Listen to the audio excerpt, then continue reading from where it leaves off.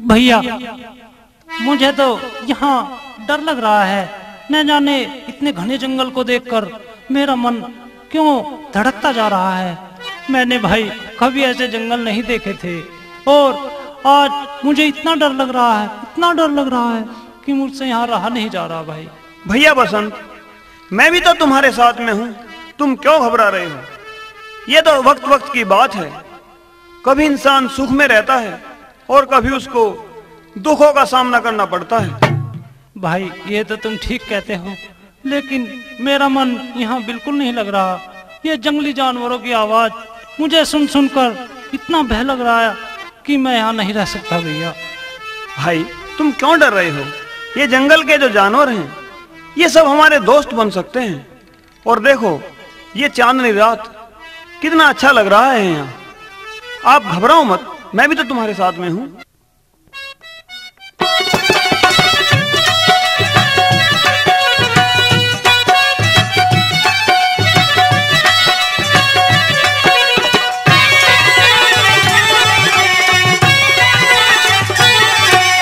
भाई रे उरे ने हो जा, भाई रे उरे ने सो जा, बियाबान में डर सा लगता है।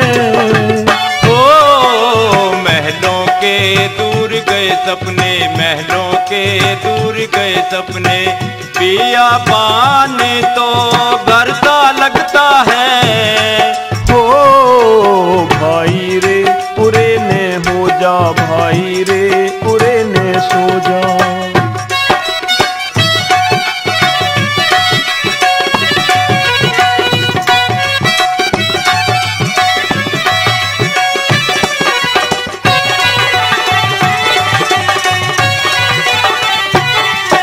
ये जंगल सारा कैसे भैं भैं करता, कहीं सांप गुहेरा कैसे सें सें करता।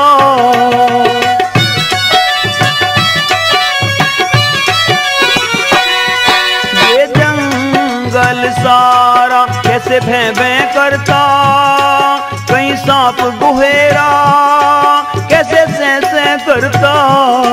जंगल के जीव तो है साथी हमारे, पुरवैयों के झोंके बड़े प्यारे प्यारे। अपने तो साथी हैं ये बादल ये तारे हो, अपने तो साथी हैं ये बादल ये तारे। ओ भाई रे उरे ने हो जा, भाई रे उरे ने सो जा, बियाबान में डर सा लगता है। ओ महलों के दूर गए सपने, महलों के दूर गए सपने, बियाबान तो घर सा लगता है। ओ भाई रे उरे ने हो जा, भाई रे उरे ने सो जा।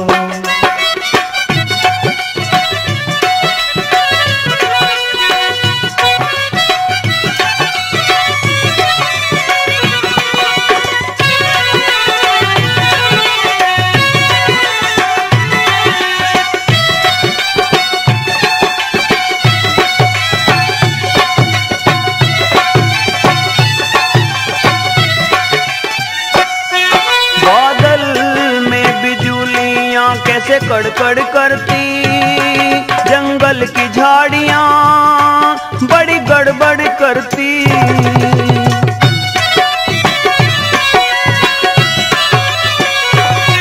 बादल में बिजुलियां कैसे कड़कड़ करती, जंगल की झाड़ियां बड़ी गड़बड़ करती। बादल में बिजुलियां हमें राह दिखाती, जद्दर बन बदली दोनों को उड़ाती।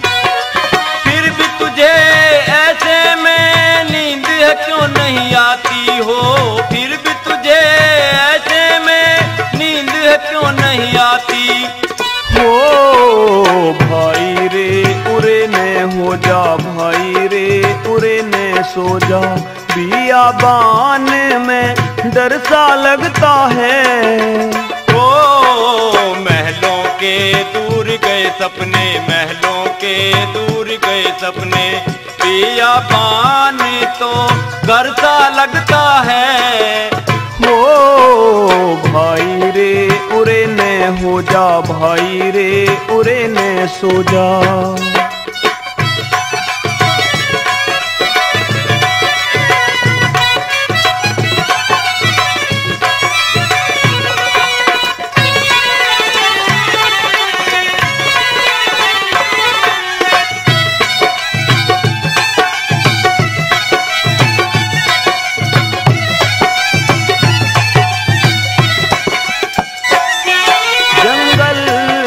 झाड़ियाँ तो बड़ी कटीली, धरती की परतें बड़ी गीली गीली।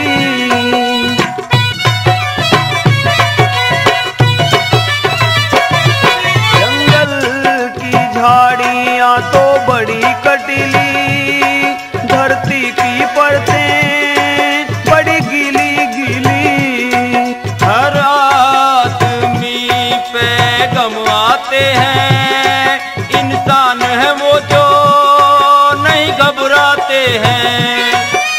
गाधी के कवि हमें ऐसा बतलाते हैं, हो गाधी के कवि हमें ऐसा बतलाते हैं। हो भाई रे उरे ने हो जा, भाई रे उरे ने सो जा। बियाबान में डर सा लगता है। ओ महलों के दूर गए सपने, महलों के दूर गए सपने। पिया पान तो घर सा लगता है।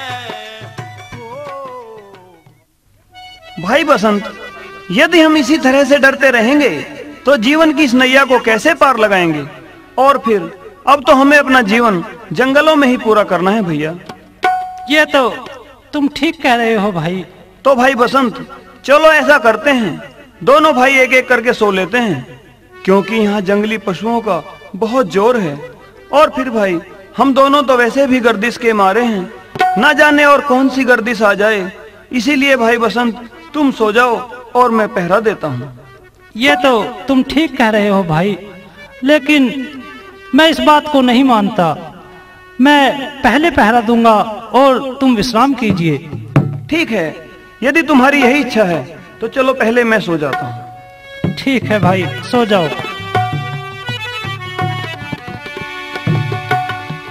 भैया रोक तो सो गए और मैं पहरा दे रहा हूँ। भगवान को ऐसा ही मंजूर था जो हमारे साथ आज हो रहा है। हैं? कैसी आवाज है? ओहो, लगता है वृक्ष के ऊपर कोई पक्षी बैठे हुए हैं। ठीक है, वे आपस में बातें कर रहे हैं। मैं चुप होकर उनकी बातें सुनता हूँ। तोते, मुझे भगवान का एक बहुत बड़ा गुण है। कौन सा गुण है मैना? तोते, वो गुण ये है कि जो मुझे एक बार में मारेगा और मेरी मांस को खाएगा, वो अवश्य ही मिस्र देश का राजा बनेगा। बस मैना, तुझ में सिर्फ यही गुण है? मुझ में तो एक बहुत बड़ा गुण है। वो कौन सा गुण है तोती? तो सुन मैना, जो कोई भी मेरा मांस खाएगा वो रोजाना एक लाल उगलेगा। हैं? अरे, इन दोनों में तो बहुत बड़े बड़े गुण हैं। ठीक है, मैं इन दोनों को अभी निशाना बनाता हूँ और मैना का मांस भाई रूप को खिलाता हूँ, जिससे वो मिस्र देश का राजा बनेगा। भैया रूप, भैया रूप, भैया रूप, अब नींद से जागो। भाई, भाई उठो, भूख लगी है, कुछ खा लो। हाँ भैया, भूख तो लगी है, मगर यहाँ जंगल में खाने को क्या है? भाई देखो, मैंने कुछ खाने का प्रबंध किया है। तो लाओ भाई, खा लेते हैं। भैया बसंत, ये तो खाने में बहुत स्वादिष्ट लग रहा है। कई वक्त के पश्चात भोजन पाया है, अब जान में जान आई है। अच्छा भाई बसंत, अब तक तुमने पहरा दिया, अब मैं पहरा दूंगा और तुम सो जाओ। ठीक है भाई, मैं सो तो जाता हूँ, परंतु आज से कल का कोई पता नहीं। न जाने, हो सकता है भाई हम कल बिछड़ जाएं, क्योंकि हम गर्दिश के मारे हैं। न जाने हमारे ऊपर कल कौन सी गर्दिश टूट जाए। इसलिए मैं आपको एक बात समझाना चाहता हूँ।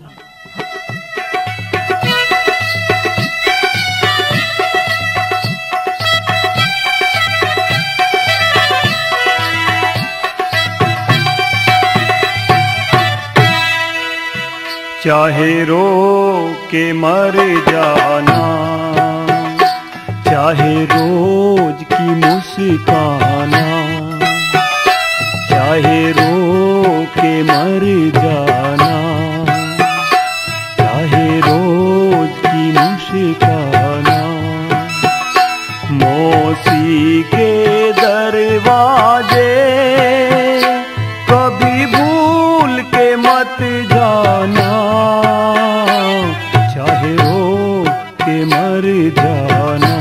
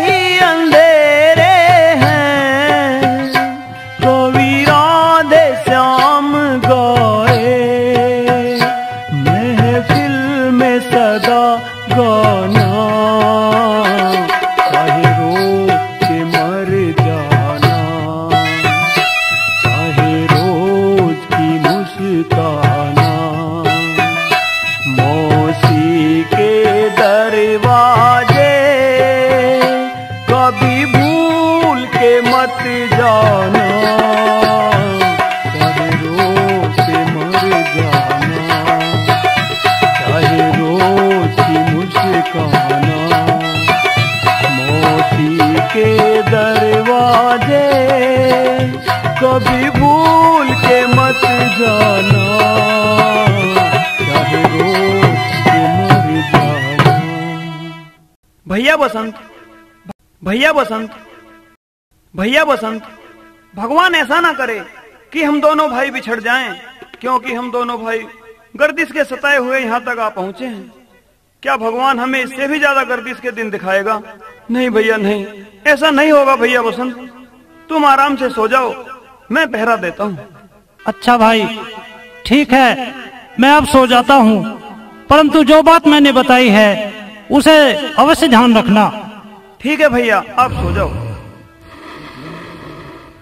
सो गया, मखमल के गद्दों पर सोने वाला आज मिट्टी के ढेलों पर सो गया। आ विधाता, तू भी कैसे कैसे दिन दिखाता है। जो कभी महलों से बाहर भी नहीं निकलता था, वो आज इस बियाबान जंगल में कैसे सो रहा है। ये काला विशेर यहाँ कहाँ से आया? अरे इसने तो मेरे भाई बसंत को काट लिया।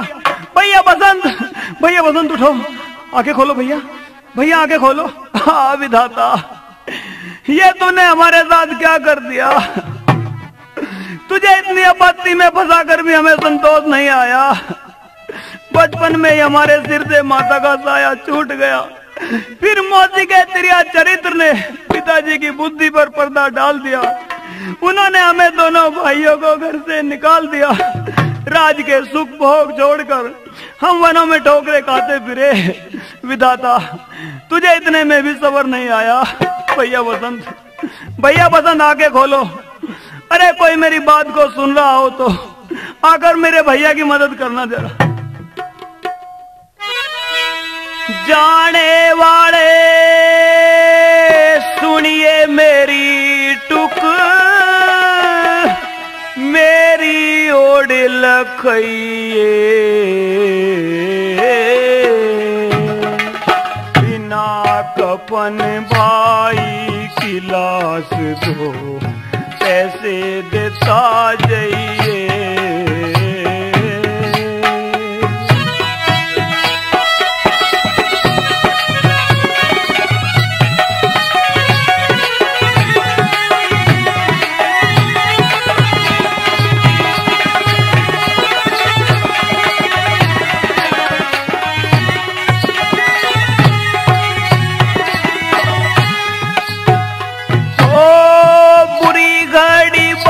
किस्मत के संग बुरा किनारा करेगी। हम दो भाई थे याने मारी, यानों की मां मरेगी। मारे बाप ने शादी कर ली, सोची ना और बाड़ी। हमारे घर में आन बड़ी मारी, मौसी तेरा ताड़ी। ओ जैसे दुख तन दिए दिखा, दुश्मन गुना राम दिखाइए। बिना कफन भाई की लाश दो, पैसे देता जाइए।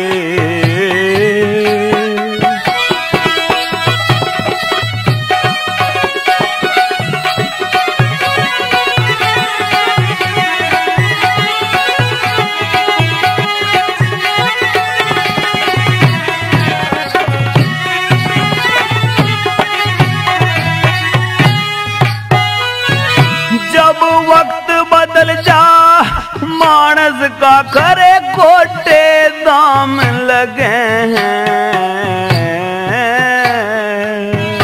खता करे कोई और मगर दुखियों के नाम लगे हैं। जिसे तिरिया कहो मोह ज्यादा, बुरा कुटुम तमाम लगे हैं। उसे बेटे की के गरज बहू का, जिसे प्यारा चाम लगे हैं। मौसी को पता लग जाना तू और को बात बताइए, बिना कफन भाई की लाश दो ऐसे देता जाइए।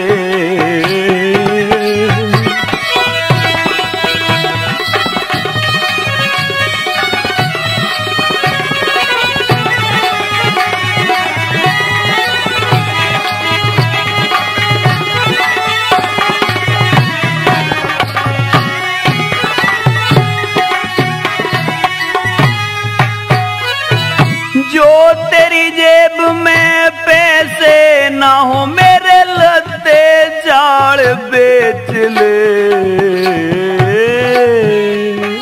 फिर भी कफन का ना काम चले तो मेरी हड्डी खाल बेच ले।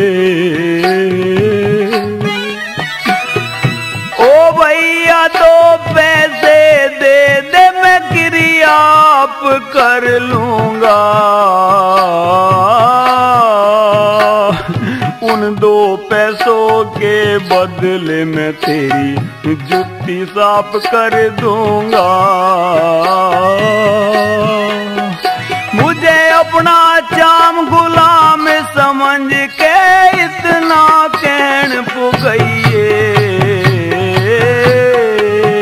बिना कफन भाई की लाश दो पैसे देता जाइए।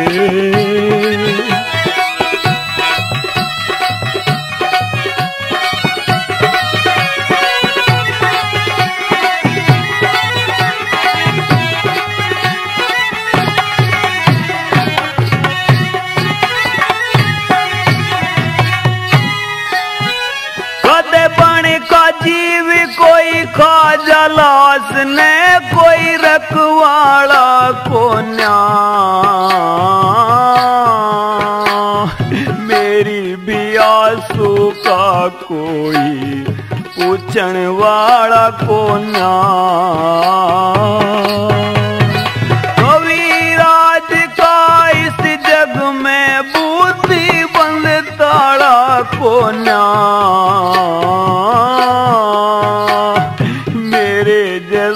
इस दुनिया में कोई दुख वाला को न्या। बाप के संग चाहे बेटी सुन ले ऐसे छंद बनइए, बिना कफन भाई की लाश दो पैसे देता जाइए। जाने वाले सुनिए मेरी टुक मेरी ओर लगाइए, बिना कफन भाई की लाश दो पैसे देता जाइए। भाई मेरे पास तो तुझे देने के लिए कुछ भी नहीं है। ठीक है भाई, मैं भी आज सारी रात इसी दरवाजे पर बैठा रहूंगा। जब इस राज्य के राजा का दरवाजा खुलेगा तो मेरे भाई की कफन काटे का कुछ इंतजाम होगा। प्रिय बंधुओं, इस प्रकार से रूप सारी रात गुजार देता है और सुबह जब दरवाजा खुलता है तो उस देश के राजा की अर्थी निकल रही थी। उस राजा का यह कहना था कि मेरी अर्थी के सामने सबसे पहले जो कोई आएगा उसी को इस देश का राजा बना देना। मुझे राजा तो बना दिया, लेकिन अब मेरे आदेश का पालन तो करो। कहिए महाराज, आपकी क्या आज्ञा है? भाई, जहाँ से तुम मुझे पकड़ कर लाए थे वहीं जंगल में मेरा भाई मृतक पड़ा है। मुझे उसे ढूंढने जाना है और उसका क्रियाक्रम करना है। अच्छा महाराज, चलिए जैसी आपकी आज्ञा। है ये क्या? मैं तो भाई का मृतक शरीर यहीं पर छोड़कर गया था। हे विधाता, तू मुझे क्या क्या खेल दिखाएगा? भैया बसंत, तुम कहाँ हो? भैया भैया तुम कहाँ हो? बोलो भैया बसंत।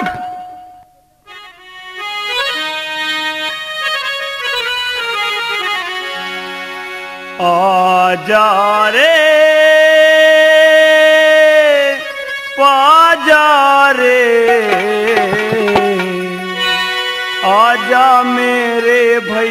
तुझको रूप बुलाए।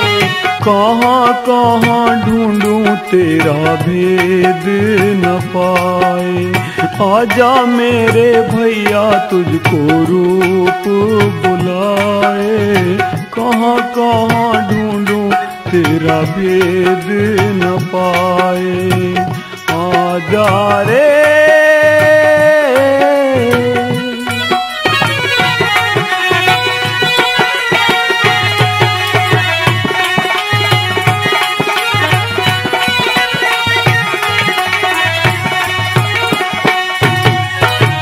एक गोदी में पले हुए खेले खाए।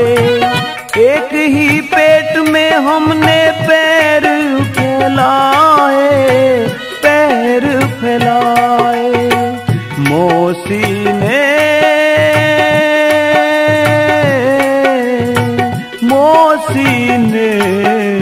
मौसी ने कड़वाए हम बहुत सताए। कहाँ कहाँ ढूंढूं तेरा भेद न पाए। आजा मेरे भैया तुझको रूप बुलाए। कहाँ कहाँ ढूंढूं तेरा भेद न पाए।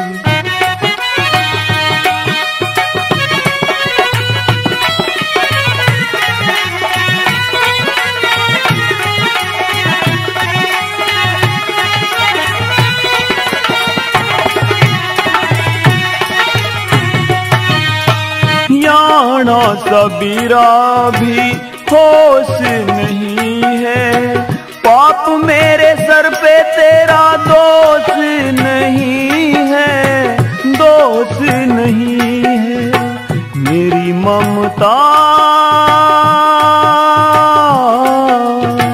मेरी ममता, मेरी ममता की मारी ठोकर खाए। कहाँ कहाँ ढूंढूं तेरा भेद न पाए। आजा मेरे भैया तुझको रूप बुलाए। कहाँ कहाँ ढूंढूं तेरा भेद न पाए।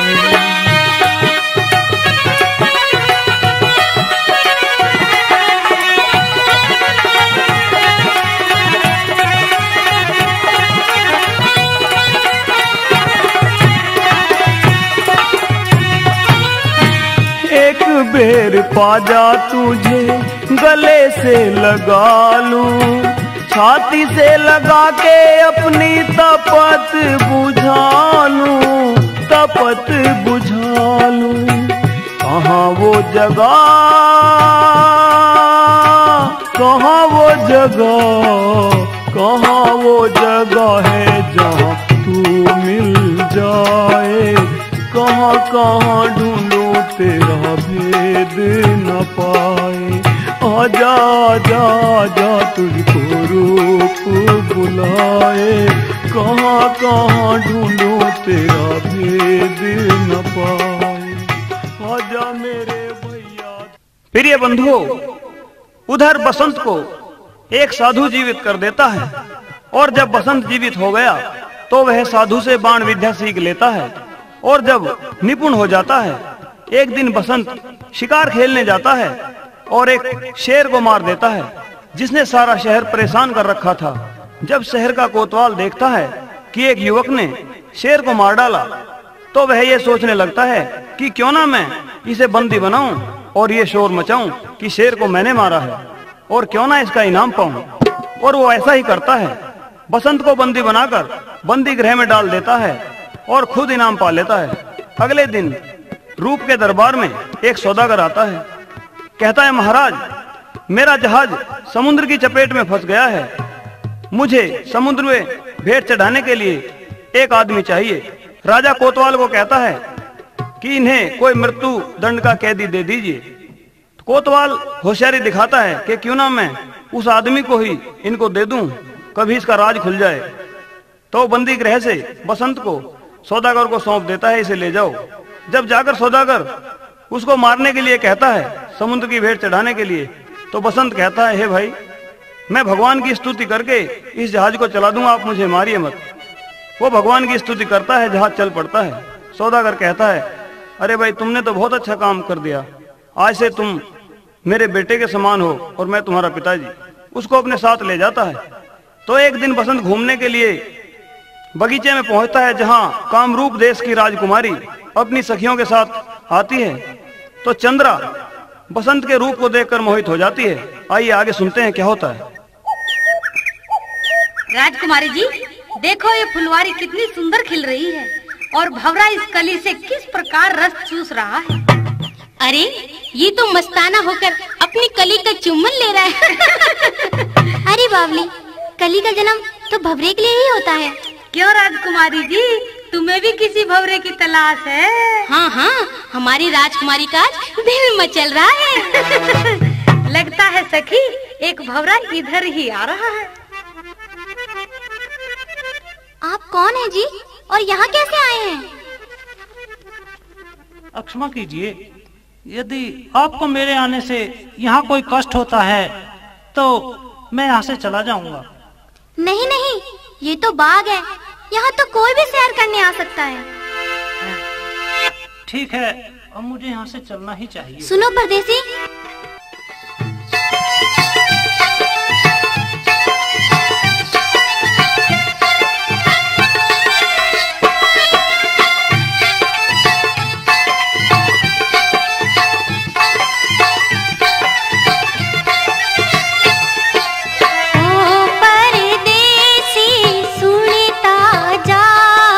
चलते हुए कीमत रोके रहा।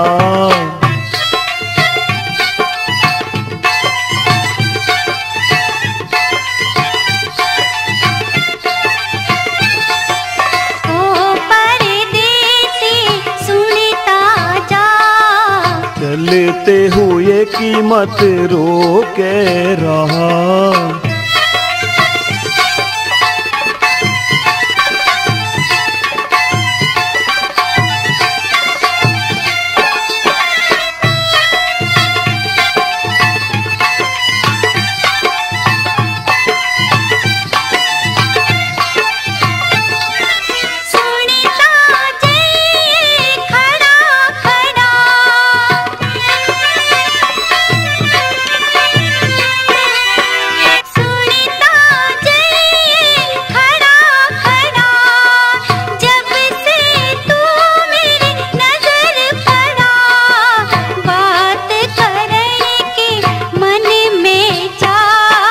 चलते हुए कीमत रोके रहा।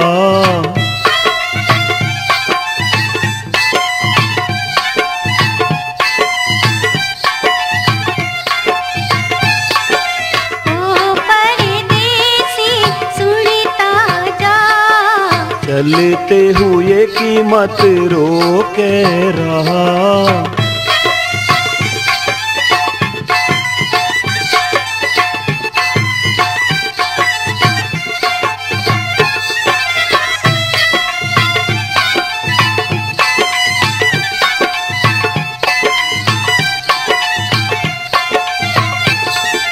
दूर दूर दिल भगता है,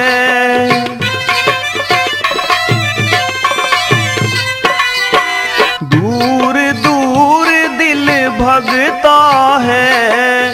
औरत से डर लगता है, होती है औरत बुरी बला। चलते हुए कीमत रोके रहा।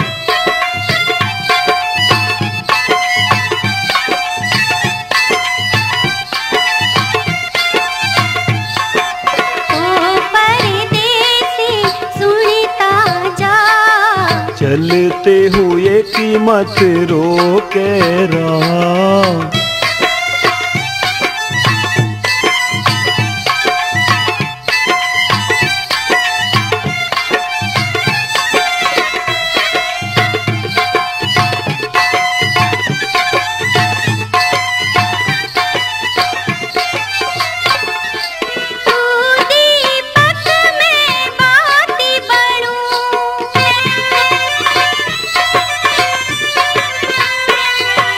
तू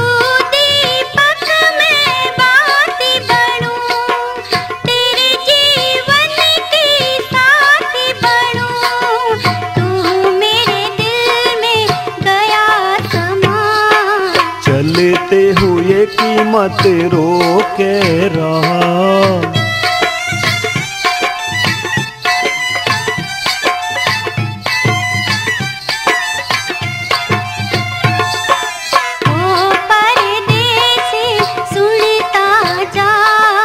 चलते हुए कीमत रोके रहा।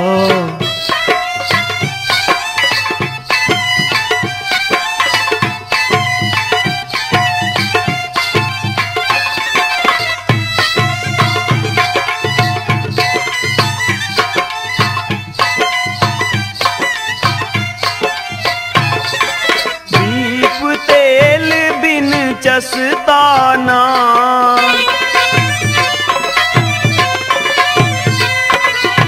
दीप तेल बिन चसताना, गम से भरा दिल हंसताना। कविराज का गाना गा, चलते हुए कीमत रोके रहा।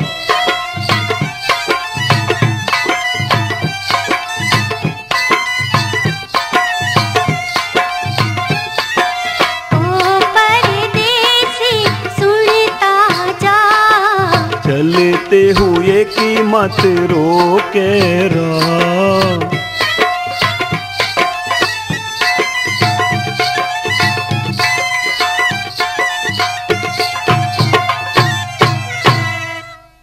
मेहरबानो, इस प्रकार से चंद्रा और बसंत का आपस में प्रेम हो जाता है और दोनों आपस में गंधर्व विवाह कर लेते हैं तथा शादी हो जाने के बाद चंद्रा को लेकर बसंत जहाज पर जब पहुंचता है, सौदागर चंद्रा को देखकर मोहित हो जाता है और बसंत को समुद्र में धक्का दे देता है।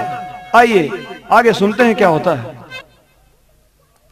अरे ये तुमने क्या किया? एक पिता बनकर पुत्र को समुद्र में धक्का दे दिया। ठीक है, तो जहाँ मेरे पति गए हैं मैं भी वहीं जाऊंगी, छोड़ दो मुझे। ठहरो प्रिय गुलबदन, मृग नैनी, जाने मन। अरे जो गया उसे जाने दो, मौज मस्ती आने दो। तुम्हें राजी से या नाराजी से तो मेरा होना ही पड़ेगा, क्योंकि मैं तुम्हें दिल से चाहता हूँ। हे भगवान, अब मैं क्या करूँ? अपनी इज्जत कैसे बचाऊं? ठीक है, मैं एक तरकीब लगाती हूँ। ठीक है, मैं तुम्हारी बात मानने को तैयार हूँ, पर मेरी एक शर्त है। क्या शर्त है जाने मन? जरा हम भी तो सुने। शर्त ये है कि तुम्हें 6 महीने तक मेरे साथ भाई बहन का रिश्ता करना पड़ेगा। क्यों? आखिर ऐसा क्यों? इसलिए कि जब तक मेरे पति की आत्मा को शांति नहीं मिलती, मैं पति पत्नी का रिश्ता नहीं कर सकती। ठीक है चंद्रा, मुझे तुम्हारी हर शर्त मंजूर है। मेहरबानो, उधर तो सौदागर चंद्रा को अपने चक्कर में फंसाने लगता है और उधर बसंत समुद्र में बहता बहता वहां तक पहुंच जाता है जिस देश का राजा रूप था।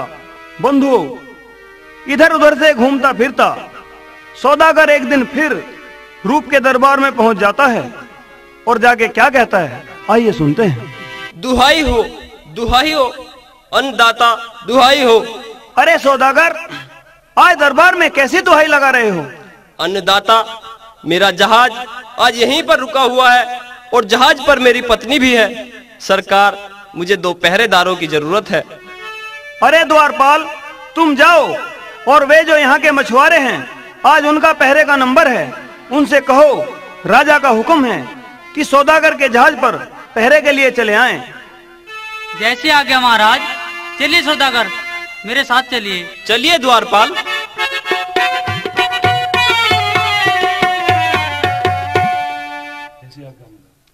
अरे श्यामू मछुआरे, राजा का हुक्म है कि आज सौदागर के जहाज पर तुम पहरे पर जाओगे। जैसी आज्ञा अन्नदाता। बेटा संतोष, तुम अपने दोस्त के साथ सौदागर के जहाज पर जाकर पहरा दो। ठीक है भाई, चलते हैं। चलिए संतोष, हम सौदागर के जहाज पर आज चलकर पहरा देंगे। चलो भाई। देखो भाई संतोष, हम यहाँ जहाज पर पहरा देने के लिए तो आ गए, लेकिन पूरी रात काटने के लिए हमें यहाँ कोई ना कोई ऐसी युक्ति सोचनी होगी जिससे हमारी पूरी रात कट जाए। तो मेरी समझ में आता है मेरे दोस्त संतोष कि कोई ऐसी कहानी सुनाओ जो अब बीती हो और हमारी रात भी कट जाएगी। भैया बसंत, मुझे देखो कहानी नहीं आती, आप ही कोई कहानी सुनाओ, चाहे अगबीती सुनाओ चाहे जगबीती सुनाओ। तो ठीक है संतोष, चलो हम ही आपको एक कहानी सुनाते हैं। अब जगबीती क्या सुनाएंगे, हम तो भाई अपने ऊपर बीती ही कहानी तुम्हें सुनाते हैं। ठीक है भैया।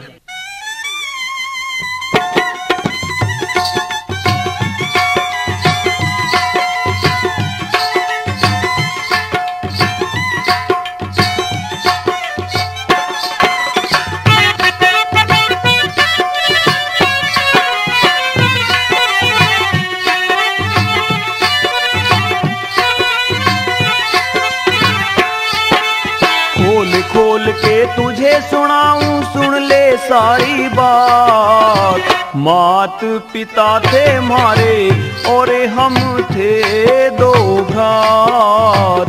मात पिता थे मारे और हम थे दो भ्रात। खोल खोल के तुझे सुनाऊं, सुन ले सारी बात। मात पिता थे मारे और हम थे दो भ्रात। मात पिता थे मारे और हम थे दो भ्रात।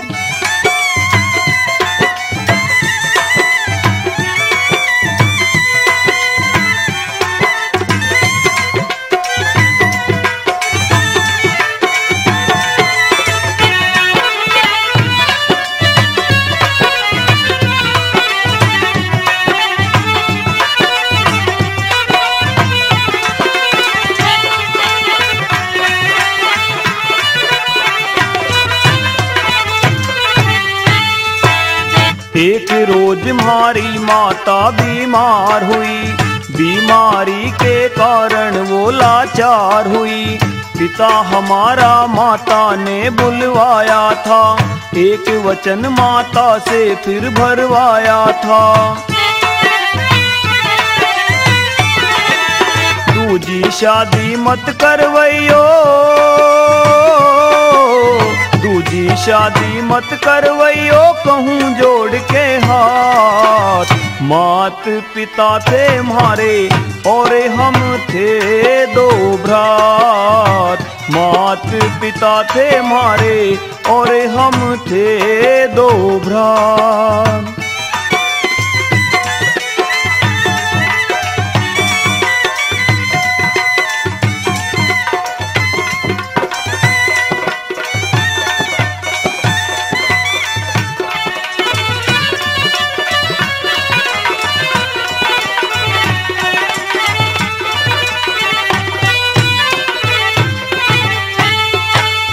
म्हारा बाप ले आया दूजी घरवाड़ी।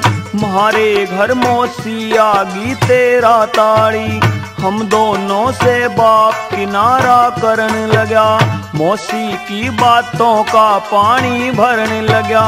वचन निभाया नहीं पिता ने हो, वचन निभाया नहीं पिता ने, किया हमारे संग घात।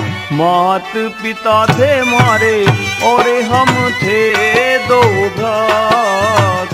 मात पिता थे हमारे और हम थे दो भ्रात।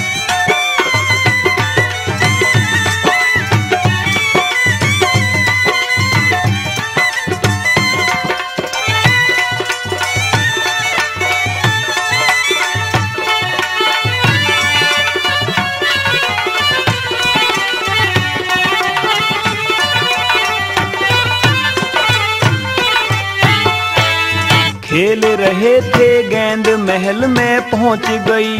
मैं सोचूं था मात बदी की वह सोच गई। मेरा बापू मौसी ने बुलवाया था। मेरे लिए मौसी ने पिता भड़काया था।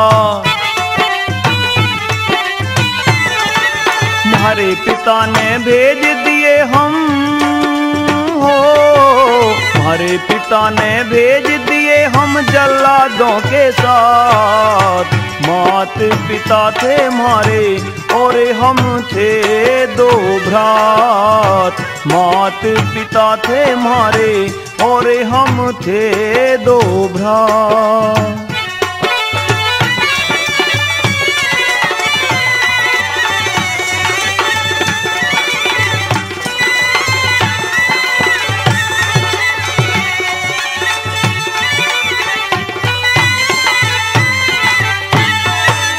रहम किया जल्लाद ने हमको छोड़ दिया। हम दोनों ने जिंदगी का रुख मोड़ दिया। बियाबान में मेरे संग एक नाग लड़ा। होश आया जब साधु पाया पास खड़ा। धर्म जनेश से बिछड़ गया। धर्म जनेश से बिछड़ गया ना मिला हाथ से हाथ। मात पिता थे हमारे और हम थे दो भ्रात। मात पिता थे हमारे और हम थे दो भ्रात। खोल खोल के तुझे सुनाऊं सुन ले सारी बात। मात पिता थे हमारे और हम थे दो भ्रात। मात पिता थे हमारे और हम थे दो भ्रात। मेहरबानो, उधर जब बसंत अपनी कहानी सुना रहा था तो जहाज में सोई हुई चंद्रा की आंखें खुल जाती हैं और बसंत का नाम सुनकर चौंक जाती है। जब बसंत के मुख से सारी कहानी चंद्रा सुन लेती है तो क्या तरकीब लगाने लगती है। हैं? ये तो मेरे पति बसंत हैं। भगवान ने इन्हें बचा लिया। ठीक है, मैं एक तरकीब सुझाती हूँ। स्वामी। बोलो चंद्रा। स्वामी, राजा के दरबार में मनादी करा दो।